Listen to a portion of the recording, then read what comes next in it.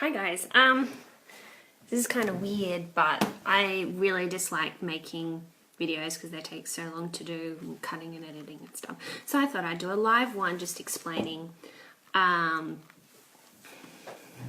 know, what's in my kit and what helpful things that you might need in your kit, or things that you might be having issues with when you're sewing. I'm not like an expert sewer. I'm still learning, but there are a few things I've learned along the way which might save you some time. So, yeah. Anyway, let's get started. So, sorry about the whole motion sickness thing. That is my sewing kit. You can't really see it. There we go. And my lovely sewing teacher gives me little stickers that say, well done. And it's basically a beauty box that I found in my dad's garage, and it has lots of cool components and things like that, compartments. So let's open it up.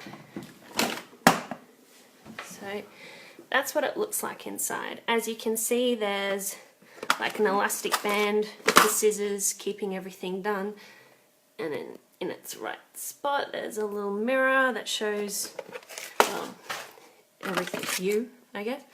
And then I have all my threads and everything else, and it's got a pocket in the back, and I will go through all the bits and pieces that is in. Hi Mel. So yeah, basically this is my sewing kit, which I'm trying to get my iPad to stand up, but it just wants to fall down. Okay, that might be better. Alright, so first thing is my pins. So I have a whole little box which is like a, it had like cotton tips in it, and this is the easiest way of me keeping track of all my pins and things. I have 3 different sets of pins. I have your normal plastic ones, and then I have some quilting pins like that, because they lie nice and flat and I can just run over them with my machine. So, and then the other one is just your cheap little plastic things. Now the reason why glass heads are better, which is my other sort, and get them like really long, is because you can actually iron over the top of them without them melting into your fabric. So it's really good to have a glass tipped set of pins in your sewing kit, as well as, you know, some of the cheap and cheerful ones, because you will be going through them and they tend to bend, snap, break, get blunt, all that kind of jazz. Right, also in your sewing kit you will need a quick unpick. I've got 3 of them. Also a thimble for your hand sewing. I like a metal one so you don't accidentally go through your fabric into your finger. I've also got in this particular compartment some tailor's chalk as well for chalking out your lines, and several sets of needles. So I've got your ball points, leather for leather working, and sharps. So that's that little component. On to the next thing.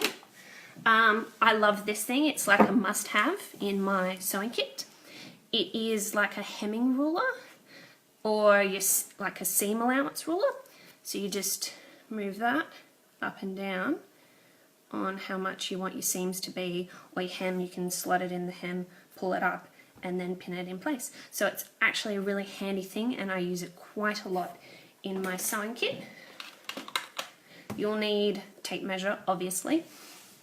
I have this Dubaweki, and you use it with your carbon paper. Oh, it's white. It's yellow. And carbon paper can actually come in a few different colours. And basically you trace off your pattern pieces onto your toile or fabric of choice. You've got to be careful because this stuff actually doesn't wash out, depending on how hard and stuff. So basically you lay your pattern over your fabric, and this gets transferred on your fabric when you do the little thing. So yes, that's always handy. It saves you having to go over your pattern pieces and mark everything out in chalk, and it's a little bit faster. And honestly, when you're making heaps of cosplays or costumes or things like that, you want to be as fast as possible. Fast but accurate. I have pencils and sharpeners to make notes and write things down. Tweezers, Velcroed, spool holders. I have lots and lots of those. And this is really, really good. It's my bobbin holder. Now, one thing I should, and I tell everyone, and it's like beginners just don't understand or just don't know any better. When you buy your machine and it comes with one or two, bobbins with it, you obviously want a few more bobbins in your set so you're not always constantly unrounding reels and changing threads and things like that. So this is where this comes in. Now, you can get really cheap ass bobbins, and I've done it before thinking, I'm not going to pay like $8 for 4 bobbins. That's ridiculous. But there's a reason why, because they don't go into your machine. So you really have to be careful on what bobbins you choose for your machine. They have to be that brand specific bobbins, or like, because Elna and Janome, they usually have the same parts. So it either has to be the exact same brand or a brand that kind of uses the same parts, if that makes sense. So yeah, that's a bit about bobbins. And if you have any issues with your machine, like getting rat nests and things like that from the underside where your bobbin is, this is one of those reasons why your bobbin might be wrong. So make sure you always use your brand specific bobbins. I have a brush to get out all the dust and crap in my machine. Also, you should, for maintenance, have some machine oil. And you also should service your machine once a year. And I know everyone's like, oh no, that's an expense we can't really afford. You really need to maintain your machine so you're not in the middle of like a big cosplay project and then suddenly everything turns to crap because you haven't looked after your machine properly. So even if it's been sitting in your cupboard for 3 years, or it's your mum's or whatever, you really do need to service your machine regularly, like once a year. If you're doing hardcore sewing, then you might look at twice a year too. So that's really important. Sorry, my chair, every time I move it goes and makes noises. Threads. You can't really see it without them all falling out, but I've got lots of threads. And another reason why I've had problems in the past with sewing, especially on difficult fabrics like leatherette, I've noticed it's because I've used cheap thread. So this stuff that doesn't have a brand, that is your cheap thread. And if you look at it, it's really, I don't know if you can see it, but it's really fluffy. Let's see, it's not going to focus on it, but you can actually see all the little bits and pieces that come out. That's a bad thing, and then all those little threads get clogged up in your machine because as it's going through the needle, it's like dust and flies out and can clog your machine. So it's really important to get good threads. Now, what are good threads? Good threads are stuff like Gutermann. You can get them from Spotlight. Yes, they're more expensive than your regular threads, but you won't have as many issues with your machine if you use good quality everything. And that's kind of why people are like, oh my god, Armour. But getting a sewing kit all together, all the little pieces you need and the good quality stuff to keep your machine and everything, you know, serviced well, it's actually quite expensive. So cosplay is not a cheap hobby to get into, and doing sewing projects often costs a lot more than doing all your armors and things like that. So you really need to give the sewers out there credit for their costumes, because it's really hard, and it's not just like foam, cardboard, warbler, whatever.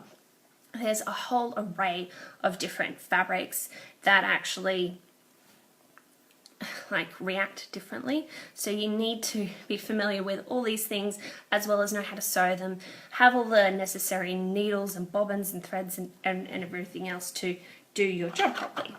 So I thought I was going to do this fast, but I end up blabbering on, like whatever.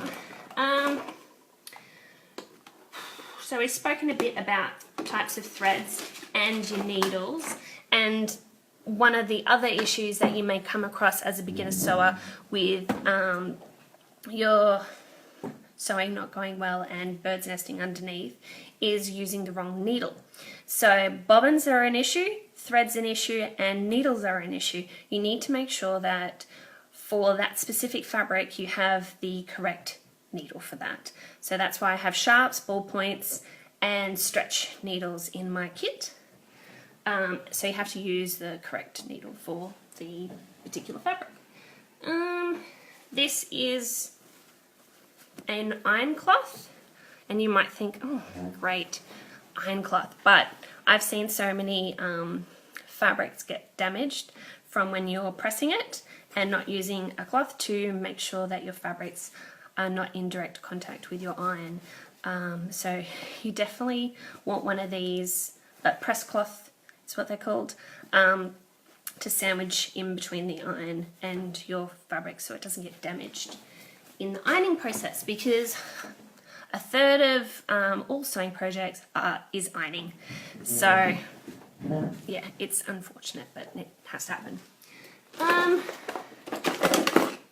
I have this and my eyelets. There's my eyelets.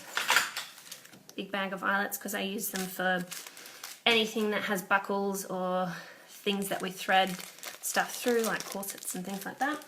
I've also got hook and eyes, which are a great thing to have instead of using Velcro, which is kind of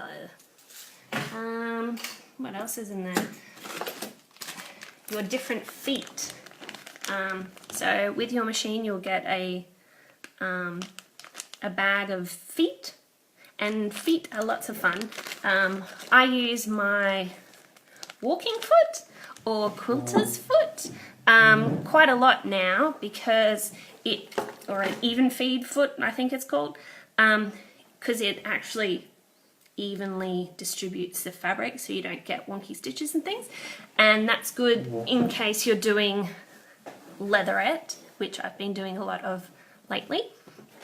And then there's also different feet for sewing in zippers, buttonholes, your buttons, and other ones that I haven't used, but my favourite is the walking foot. I use that instead of a Teflon foot for the leatherette and the kind of sticky material, or things like Dan's jacket, the Lara Croft Siberia jacket, that was like essentially quilting. So it had all those layers that had to move through the machine evenly, and so that's how you do it with a even foot or walking foot or quilter's foot thing. Scissors. I have lots of scissors, like big ones, small ones, and some others that are snippy ones that I use way too often. But yeah, I want to go get them so you can see, but anyway, so yeah, you need to have a set of scissors for cutting your pattern pieces out. So you have paper scissors and you have your big ass gigantic fabric scissors. And speaking of scissors, there is this thing that's handy, although I don't use it, and it's called a Rotary Cutter for any really flowy, lightweight fabrics that tend to move as you're cutting out your pattern pieces. This is the ideal with like a mat underneath. So basically when you press, the blade gets exposed and you can just go along your pattern pieces with your rotary cutter. So that's another handy one to have. I also have bits of fabric that I've done tests on, like how to stop my feet from sticking on leatherette and top stitching and all sorts of things like that. I don't use it very often, but a pin cushion, I just shove them all back in my box. My box of wonders. Tissue paper. Once again, you can use this for sandwiching between leatherette to stop your project sticking to your sewing machine. I've got clear nail polish. This was handy in my Cinderella because all the layers of organza would kind of fray, and I've also got fray stopper and a few other things just to dab on the ends to make sure that my project wouldn't fall to bits as I was sewing it. And that's pretty much it. The handiest things are this ruler, your correct pins, your thimble, and having all your feet at your disposal, and also your tracing wheel and your carbon paper. So if you were to start a kit, those are probably the things I would recommend.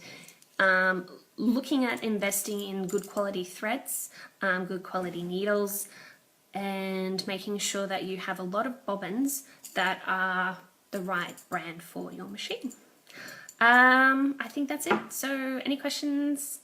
There's only like a few people, but what I tend to do with live things is save them for later so when I can view them. So if you have any future questions, I can answer them in another live video, but I know everyone's at work and doing things, so that will be it. I'm hoping to do one on the importance of toile.